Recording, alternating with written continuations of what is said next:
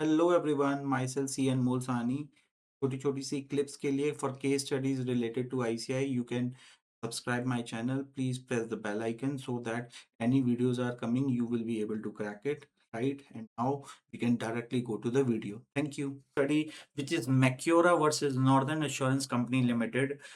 It is the separate legal entity case. पहले मैंने ऊपर केस का नाम दिया है, देन मैंने नीचे नाम दिया है कि वो किससे बिलोंग कर रहा है, right? It is belonging to a separate legal entity. अच्छा, सेपरेट लीगल एंटिटी आया तो सर मुझे मैक्योरा वाले केस का नाम देना है। हाँ जी, मैक्योरा वाले केस का नाम देना है। तो फैक्ट ऑफ द केस, पहले हम फैक्ट ऑफ द केस पढ़ेंगे, फिर जजमेंट पढ़ेंगे, फिर उससे जो प्रिंसिपल ड्राइव होगा वो पढ़ेंगे। तो हम फैक्ट ऑफ द केस अब ऐसे लैंग्वेज फॉर्म में नहीं पढ़ेंगे, हम पिक्चराइजेशन के थ्रू पढ़ेंगे ताकि हमें याद रहेगा। So if I am talking about, ये एक पर्सन था, इसका नाम था मैक्योरा, हम इसे आगे से बोलेंगे मिस्टर ए। मिस्टर ए ने एक टिम्बर मर्चेंट थे, मिस्टर ए टिम्बर मर्चेंट थे, तो ऑब्वियसली इनकी इंडिविजुअल नाम पे ये टिम्बर ओन करते थे, right? After owning those timber, basically he wanted those timber to be insured, right? तो ये टिम्बर इंश्योरेंस पर्सनल कैपेसिटी में कराने के लिए नॉर्दर्न इंश्योरेंस कंपनी के पास गए। नॉर्दर्न इंश्योरेंस कंपनी ने कहा ठीक है सर, मैं आपका टिम्बर इंश्योर कर देता हूँ आपके पर्सनल नेम में। ठीक है, उसने टिम्बर इंश्योर करा लिया। उसके बाद टिम्बर इंश्योर करने के बाद उसने ये टिम्बर कंपनी को बेच दिया। एक कंपनी, प्राइवेट लिमिटेड कंपनी बनाई जिसमें मेजरली वो ही शेयर होल्डर है और मेजरली वो ही डिबेंचर होल्डर भी है और क्रेडिटर भी है। तो उसने एक कंपनी बनाई और इसके नाम से वो ट्रांसफर कर दिया। शेयर होल्डर भी यही है मिस्टर एम और क्रेडिटर भी। अब बाद में क्या हुआ, उस टिम्बर में आग लग गई। इस टिम्बर में जैसी आग लगी, मिस्टर एम ने कहा यार मेरे टिम्बर में आग लग गई, मेरे तो इंश्योरेंस हो रखा है। वो इंश्योरेंस कंपनी के पास गया और कहने लगा ये लाओ जी लाओ, मेरा टिम्बर जल गया है, प्लीज मुझे इंश्योरेंस कंपनी क्लेम का पैसा दो। इंश्योरेंस कंपनी ने क्लेम रिजेक्ट कर दिया। उसने कहा आपने ये प्रॉपर्टी कंपनी के नाम पे ट्रांसफर कर दी थी, आप अलग हो, कंपनी अलग है। There is a separate legal entity between M and what is there for the insurance company. So उन्होंने मना कर दिया कि हम ये क्लेम नहीं देंगे आपका, we will not give you the claim because there is a separate legal entity. आप अलग हो, you are the share holder of the company, not the owner of the property of the company. भाई ये mister ये तो बहुत बौखला गया। उसने कहा यार मैंने इंश्योरेंस के प्रीमियम पे कर रखे थे, सब कुछ पे कर रखा था। फटाफट से वो गया कोर्ट के पास। कोर्ट से बोलने लगा सर देखो ये कंपनी भी मेरी है, मैं ही इसका क्रेडिटर हूँ, मैं ही शेयर होल्डर हूँ, मैंने ही कंपनी को के नाम पे ट्रांसफर करे है अपना टिम्बर, बट ये इंश्योरेंस कंपनी मेरे को पैसा नहीं दे रही। तो हाउस ऑफ लॉर्ड ने बेसिकली, मिस्टर एम एक पार्टी है इसलिए आप केस के नाम में देख रहे होंगे मैक्यूरा वर्सेस नॉर्दर्न इंश्योरेंस कंपनी का है। एक साइड नॉर्दर्न इंश्योरेंस कंपनी खड़ी हुई है और एक साइड मिस्टर एम खड़ा हुआ है। अब आप इस केस स्टडी के, मैंने आपको फैक्ट्स बता दिए, 2 मिनट आप वीडियो रोक सकते हैं और आप पहले अपने हिसाब से सोचो।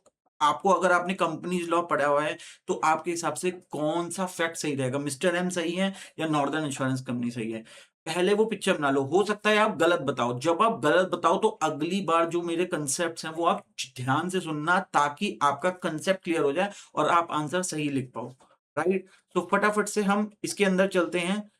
अब आता है कि भैया इसी केस में बेसिकली कोर्ट का क्या जजमेंट है, लॉ हाउस ऑफ लॉर्ड्स ने क्या जजमेंट दिया था। उन्होंने पहला जजमेंट दिया, देखो टिम्बर जो डिस्ट्रॉय हुआ है ना वो कंपनी को बिलोंग करता है, मैक्यूरा को इंडिविजुअली बिलोंग नहीं करता था, राइट? सारे पहले फैक्ट्स वो पूरे इवेल्युएट करके फिर उसके बाद बताते हैं।